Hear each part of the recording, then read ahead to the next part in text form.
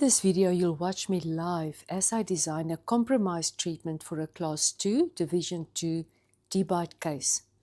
I'll walk you through my thinking step by step, balancing ideal treatment goals, patient expectations, and real-world limitations, so you can see exactly how I approach these complex cases in real time. And you never move more than 2 teeth at the same stage. 30 aligners versus 10. That's a massive difference. But if you don't do that, you're not going to achieve what you want to do. The more predictable you want to be in your movements, the more you have to break them into small bits. So when you do a compromised treatment, the most important point is informed consent. The patient must be informed. That is what it means by informed consent. They must see the ideal treatment plan, understand why it is ideal, and then know what the difference is between the ideal and the compromised one. So in this design, I ended up with 35, 32, and it's not final. I did a lot of staging in it. A little bit of collisions there, actually a lot, 0.79, that's way too much. Between the lateral and the canine there. And then let's have a look at the bottom. I staged it to align these teeth to start off. I had to distalize, going with the 7s, the 6s. I didn't finish it off because when you distalize, we always follow a 50-50 protocol. So the 3-7 is moving 7 aligners, so I'll have to go on 4. The 5 can only move when the 7 has stopped moving. The 4 can only start moving when the 6 has stopped.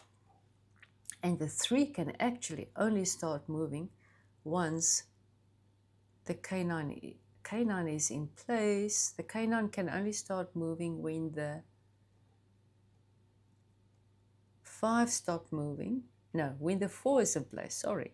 And that's going to go there if you want to plan your anchorage properly. So let's look in the third quadrant, compare it to this side where I haven't staged at all. And you can see without any staging, taking into consideration your anchorage, you only need 10 aligners.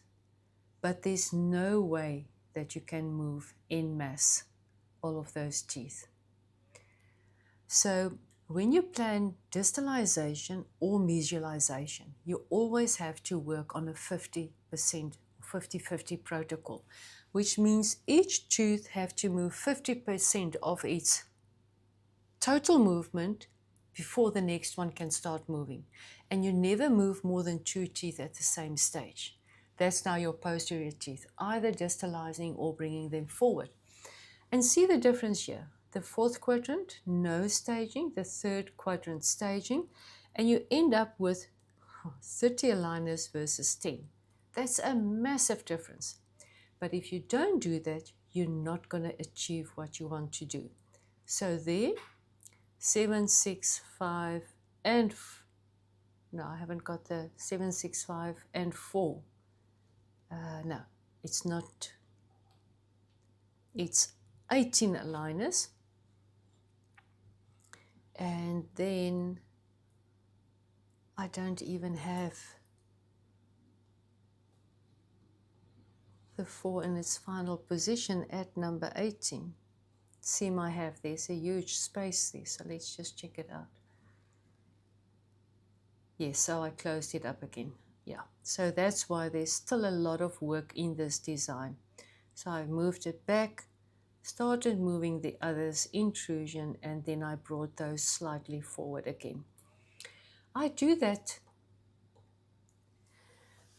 I sometimes create additional anchorage because in that distalization, I'm building in a 50-50% protocol, and even then I want to be safe, and I will always allow for over distalization, and knowing that I'm not going to achieve that in my last aligners, bring them back forward.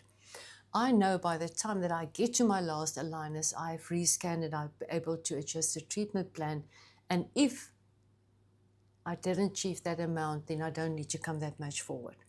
So yeah, that is what happened in the fourth quadrant. Looking at it, just planning it properly for a 50-50% protocol, and you see the massive difference there. Watch the third quadrant compared to the fourth. So there the 7 goes, then the 6 comes, the 5 only start moving when the 7 has stopped, and then the 4 comes into place, and only when the 4 stop, the third comes into place. And then I can start moving the front teeth. So let me see what I did there.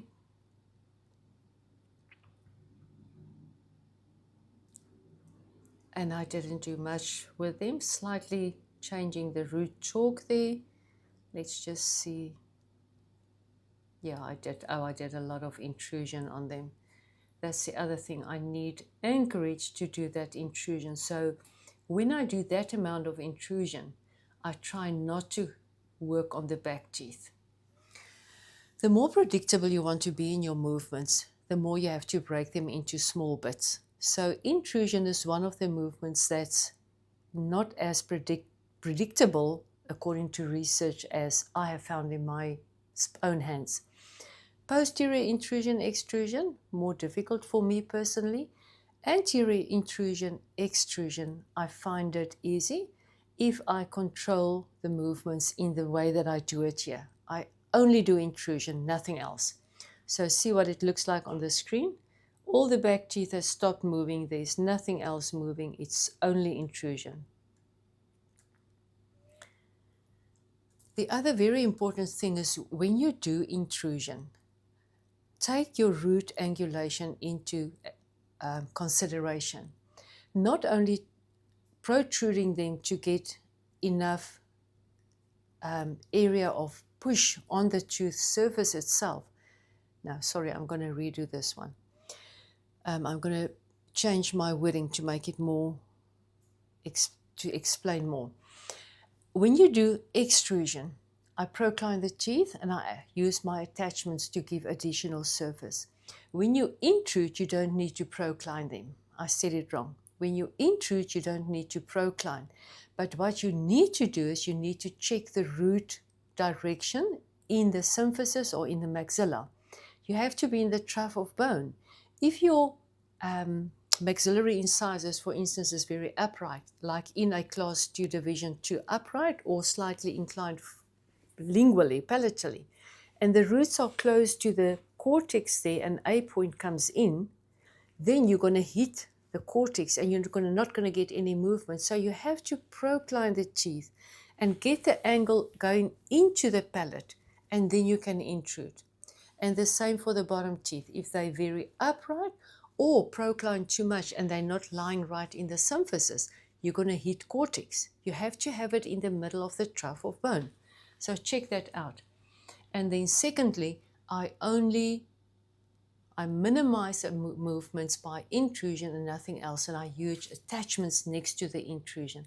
And I will sometimes even make use of frog staging, which I didn't do here. So let's just maybe show you what did I do. It seems that I've done some frog staging here. Let's just see. Okay, so in this case, again, it's not only the angle that needs to be in the trough of bone. Let's just get rid of all these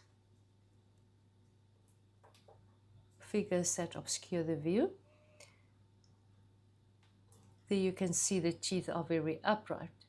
So if the trough of bone is there, is straight down, then fine, intrude there. But in her case, the symphysis, the teeth were upright in this, not upright. In her case, I needed to get an angle on them. So let's just go there. I needed to angulate them to get them more into the direction of the trough of bone and intrude them. But that's one plane only. I also have to look in this plane. Going back there. And that's why it's sometimes so important to look at your roots. If you leave the teeth like that, and all the root apices are pointing towards each other. The long axes are coming together, converging on each other. And you try to intrude that tooth, they're going to start touching on each other. So you have to, let's get them, you have to move them apart from each other while you're bringing them in. And then I did a bit of, no, there's not frog staging there. So in a case like this, I would even delay the movements of 2 of them and not have too many teeth. At this stage, the 4, 4, 4, 3, 4, 2, 3, 5, there are 3, 1, 2, 3, 4, 5, 6, 7 teeth moving simultaneously at this stage, including a canine, which is a difficult tooth. So with all of this said, I abandoned this plan at 35:42, and I had a discussion with the patient. So I'm back to that point. When I see I'm running into a lot of aligners, and the case can be solved, but you have to be patient to make sure your movements are predictable, I will have my discussion with the patient and I will explain to them 36, 32 aligners, double it up, we're going to end up with over 100 aligners, top and bottom, added together. It's a long treatment time, it's going to be costly. And she said no, she can't afford it. She wants it, but she can't afford it. Can I work out a compromise? So I'm not going to waste time on this. I can just bring it to the final and just show you guys. As I said, there's still torque needed on this. The overjet isn't right. And the way the bite fits here at the back, it's open. At least I've got a sense of proper contact there at the back, more or less cusp into the fossa or on the marginal ridges. But the relationship here is definitely not what I would like to have it. On the other hand, if you go to the original, she had a deep bite, I'm opening up.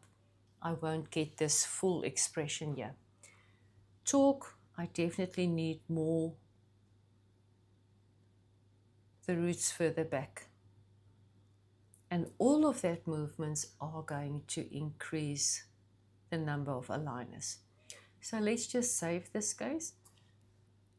And then I'm going to go to what I've done. With my second discussion, I've moved the upper teeth only, and she said, let's just make the alignment slightly better. We don't need to fix it. So I ended up with 18 aligners, which is not nothing. It's not like 8 or 10 aligners. So let's have a look at what it looks like. Going there, her eye catch this lateral, and you can see her lip catches it. It's very obvious, especially at certain angles. So she asked me to improve that tooth only. Well, she asked me to improve the look on that tooth. So in the final, it's so much better.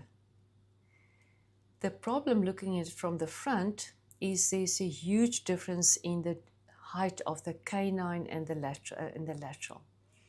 So taking the grit there, making use of my grit and looking at the lines, I haven't got the same height on the lateral, but the moment I bring this further down, it just accentuates the difference between the lateral and the canine. So I didn't want to extrude more there. Straight from the front it looks fine, but if you turn it to the side, you can still see it coming to the front. In my approach, I didn't change much on the back, and her request was to get something in between. And I don't know how I'm going to do that, so let's have a look. Please comment on the video and tell me what you would have done. Aesthetics, stability, functionality. Don't ever forget those three. So let's see. She's prepared to go for 40 aligners, but she wants it better than this. So let's see what we can do.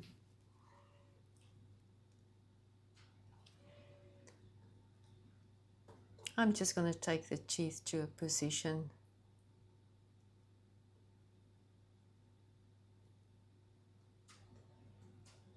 randomly see what I can do.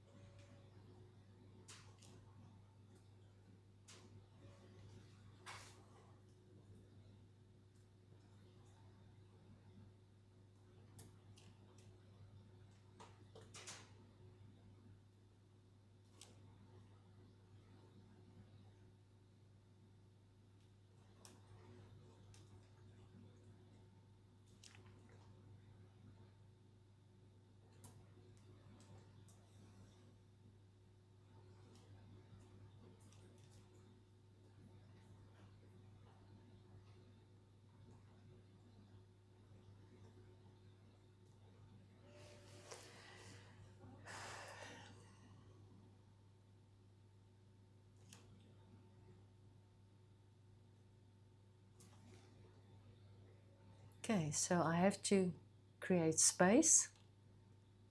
I'm not allowed to create too much of an overjet.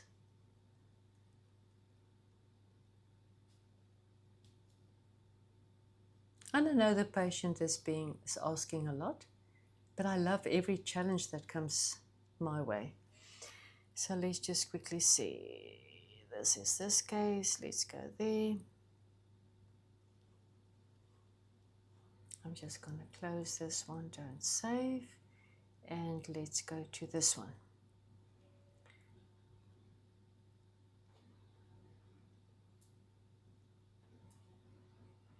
Okay, so quite an overjet, but let's see how much it is before I say quite an overjet.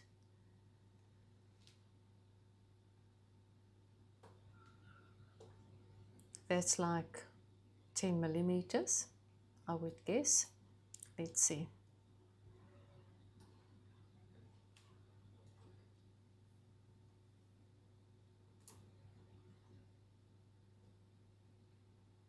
Eight. Okay.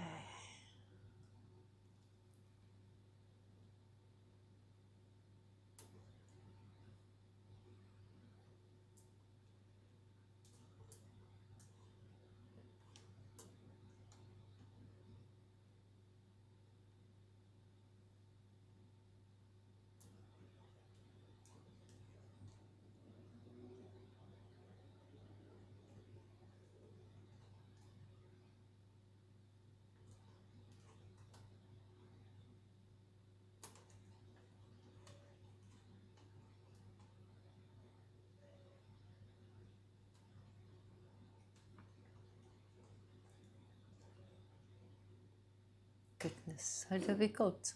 That's like a 4 millimeter overbite. This is 5, so yeah, we can work on more or less of a 4 millimeter overbite. It's not that bad, but for her, she said if I can make it smaller and get more alignment there. So let's go back to this case, 5 at the top.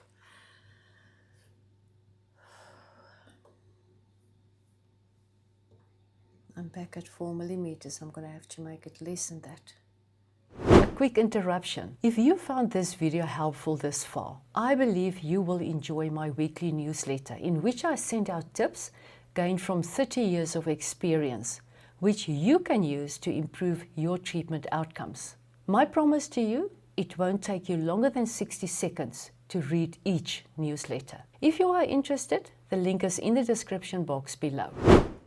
Okay, so that canine is totally out of contact as it is there. Let's see. She's got heavy contact on that tooth, so what she's touching on is the 7, 6, 5, and 4, no contact there.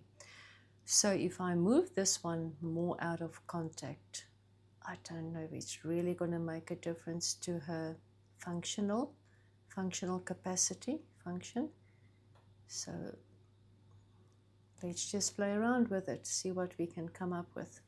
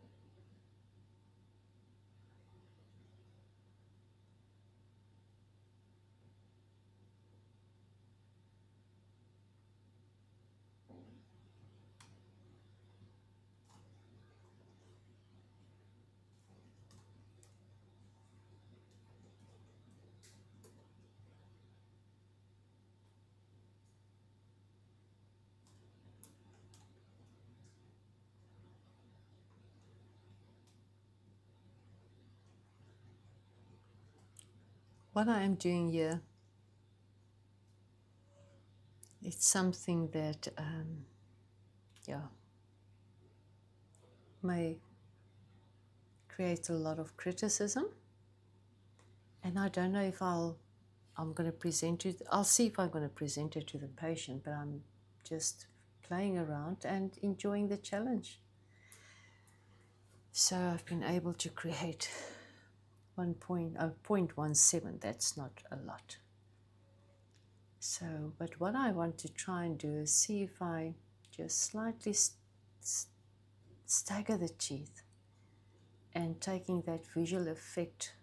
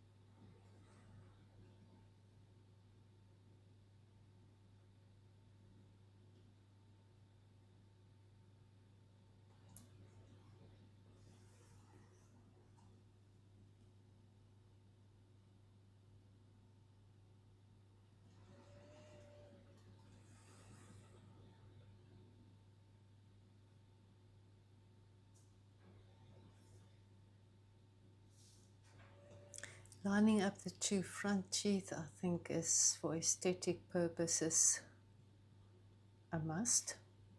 I don't want to play around with their contact points. It's right in the center. So let's get that right. And I still have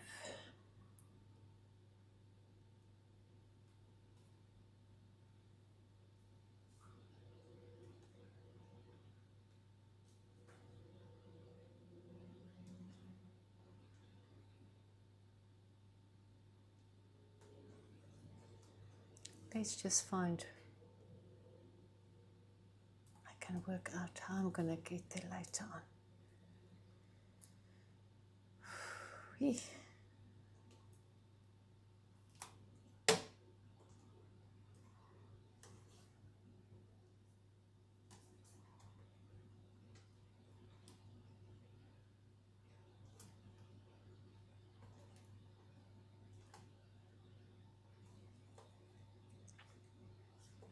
Running into a 5mm overbite. So what I'm planning to do is to bring these teeth slightly forward. But yeah, let's first get this tooth out of sight, which she don't like. I'm going to have to add extrusion, get it there.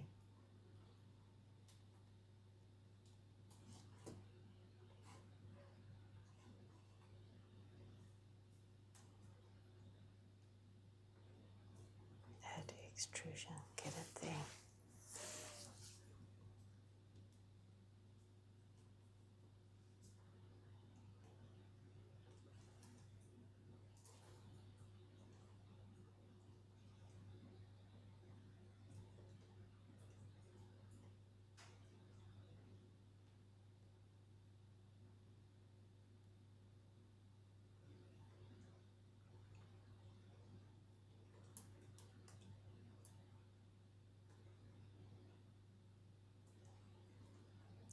Huge collision there. Let's just check the contacts. I had no contact, I'm in contact there.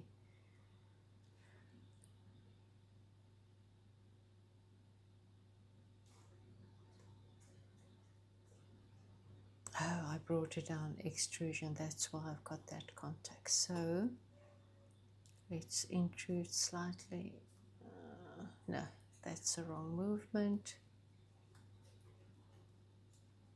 Intrusion. There we go. And although I'm gonna, let's go there. I don't know if I'm gonna move those teeth.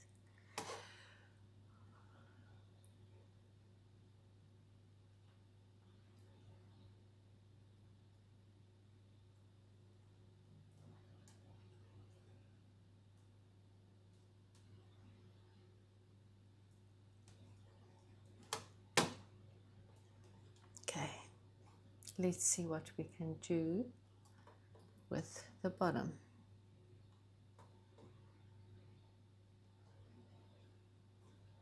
Now I can't intrude them there where they are that I've set to you in that first one. I'm going to go slightly forward.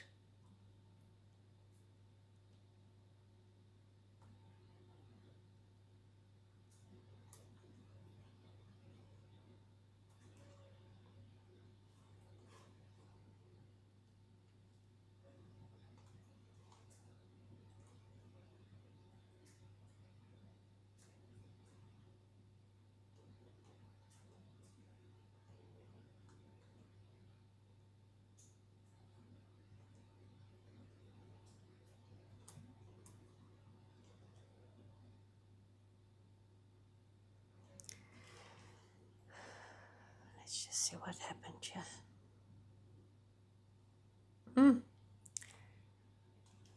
These laterals are so badly inclined. The roots mesially tipped. I'm going to have to do something.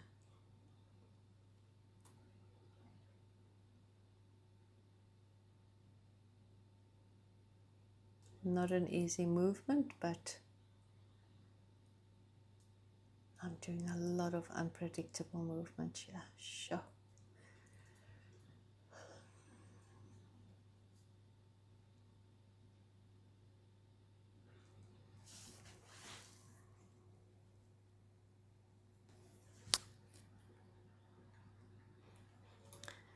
That's almost purely root movement, which is, I can't see that it's going to happen like that. Let's just check. Yeah. I have to change it slightly. Let's see it there.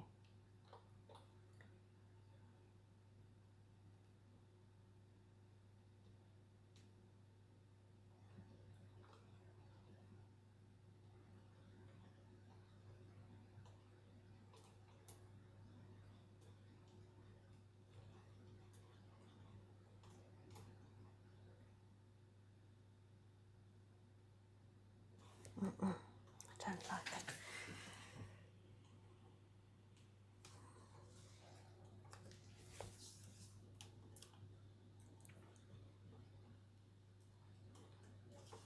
I'm going to choose the center of resistance closer to the root, and I am going to tilt it forward. That's more likely the type of movement.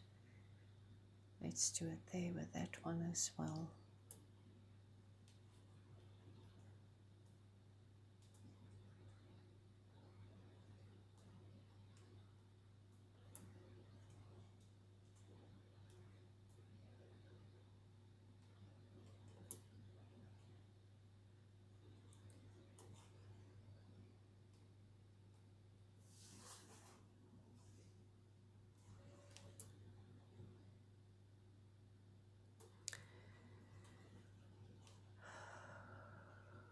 These teeth are a problem. I need to rotate them and pick the root up and bring them forward, so I can't do the intrusion as well at the same time. So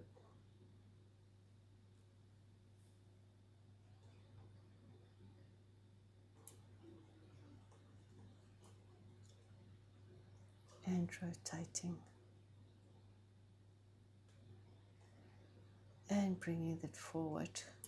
That's quite a complicated movement. Complicated.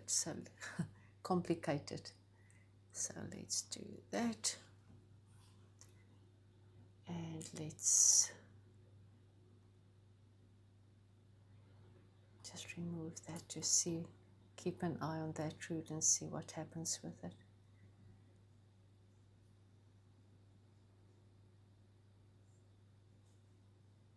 Rotation, tipping.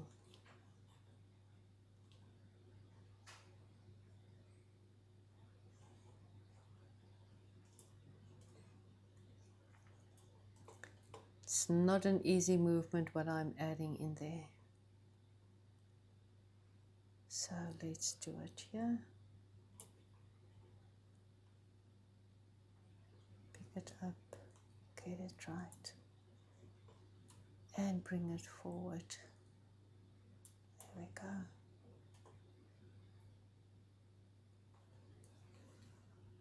And I've got a huge collision, and that tooth is, no, this girl wants something that I feel I can't do for her.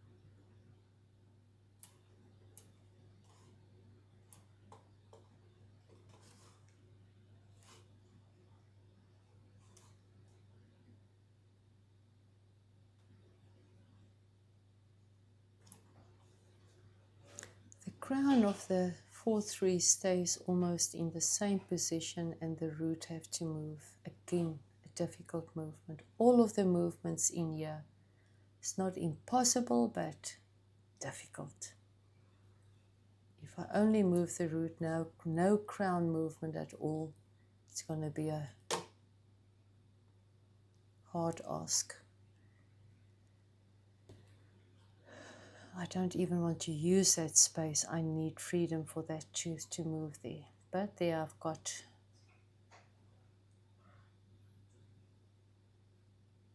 what is happening here.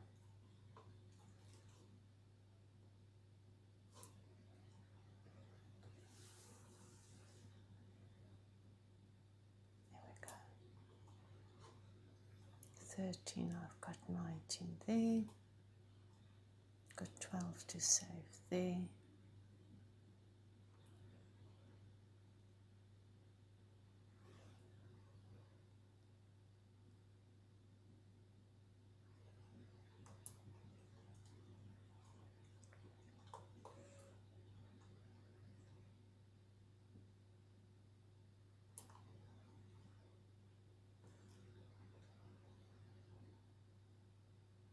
Okay.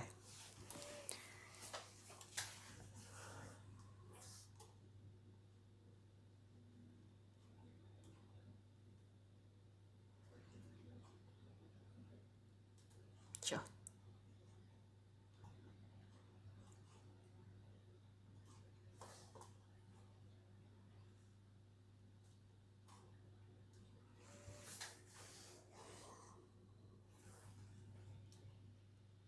Still have a problem. That's a lot there.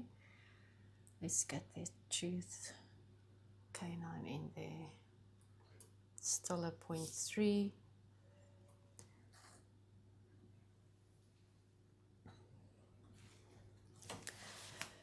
So I'm trying to find a aesthetic solution without compromising the patient. I will, in my personal philosophy, is just to never do something that I can't reverse. If a patient are interested into having the ideal treatment but can't afford it now, you can't do something like interproximal stripping. I just can't do that. Her teeth are virgin, they are beautiful. I've got no right to go and strip away any of the enamel in her case. So I'm going to have to work around all these collisions and present this to her. It's for me, my eyes are so trained at a overjet and overbite that should be the same. She's got not too bad an overbite there, although she had nothing, but that is very little. That position there is not something that it just catch my eye. But I have to accept this is a compromise. So something else that's important for me in a compromise is that I always check the contact points. I want to give her something very similar to what she had. Look at the intensity there. It's more intense there. I'm going to have to do a bit of intrusion. This is going to be hard on the teeth, the difference what I've got here. So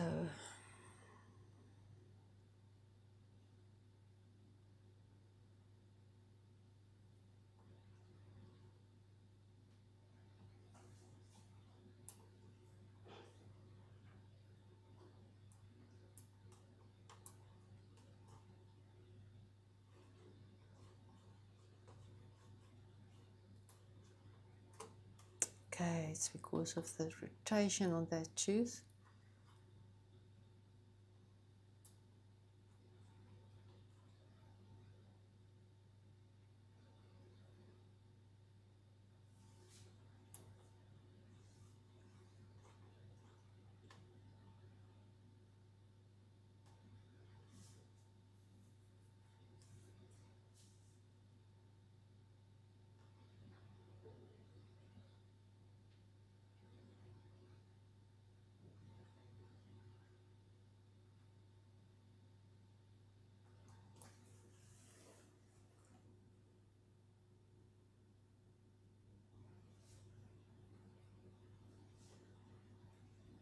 Still a hard contact there, so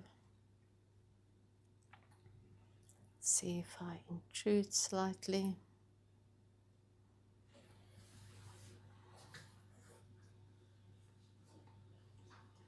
It's not acceptable.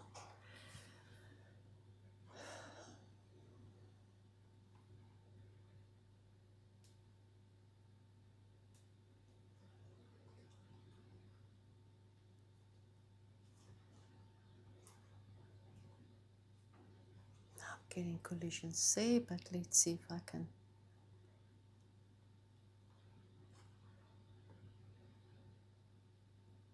Keeps on staying a hard contact.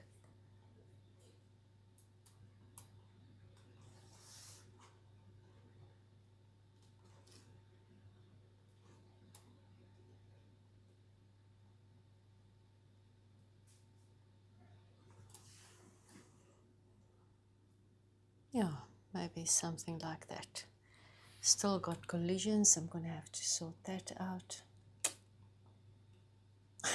I don't feel like using that space because it's a difficult movement for that canine. Let's just check it out.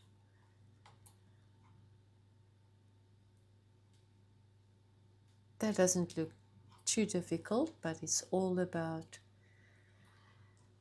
the change in the root. Let's go to the final. Okay. Let's go.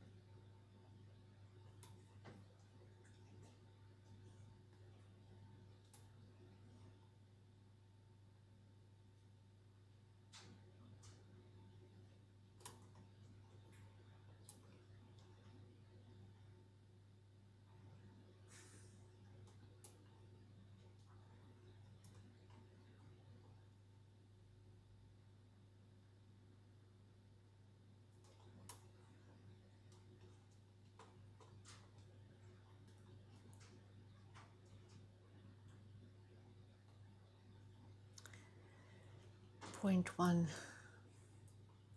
I can maybe live with that. Okay. Got those collisions there. Let's see.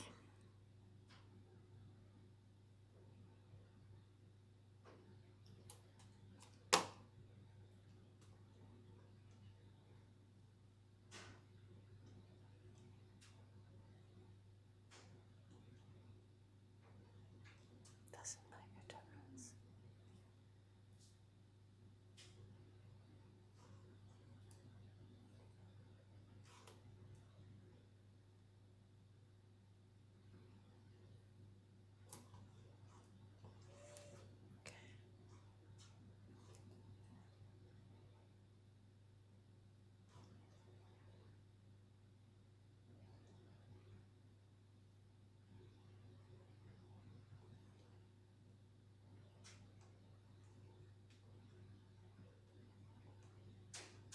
The naughty tooth, the tutu. A lot of movement in it. Wow, is this for real?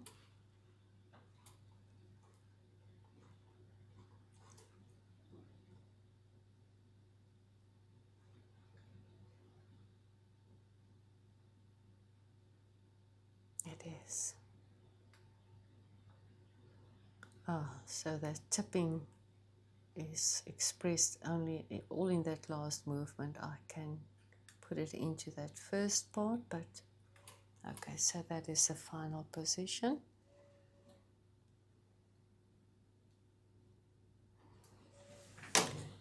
$20 up and 9 in the lower. That's definitely not going to be 9 only.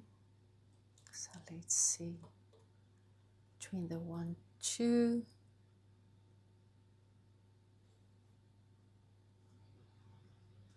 Collision 1, 1, 1, 2. That collision there.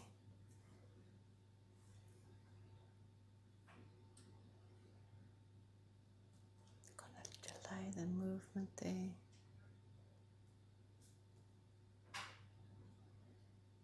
It stays the same.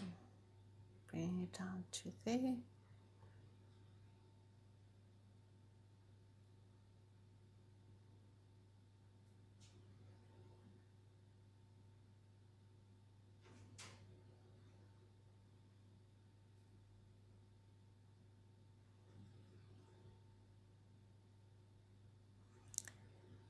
So I am going to have to move the 1, 2.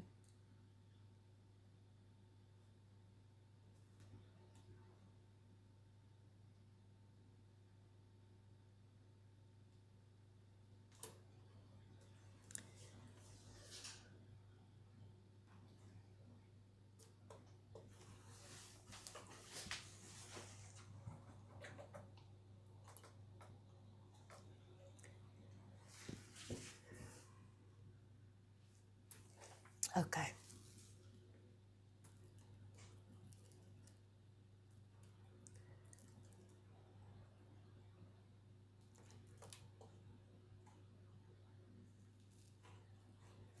What I am going to do is I'm going to bring it to 40 aligners. I'm not going to add another 1 or 2 hours of solving the puzzle, putting the puzzle pieces together. I'm going to present it to the patient, and if she says, sorry,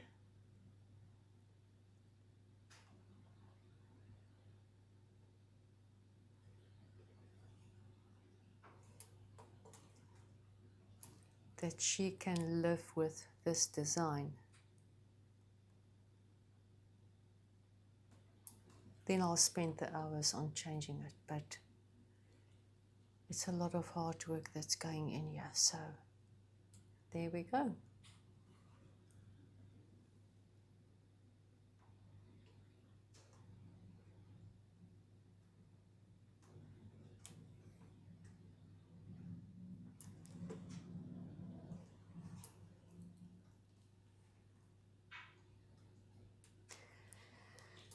What I like about this design is I haven't moved from 4 to 7. I didn't move anything.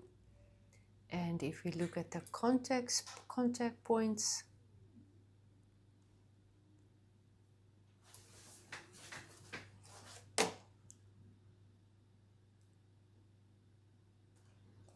it looks pretty much the same.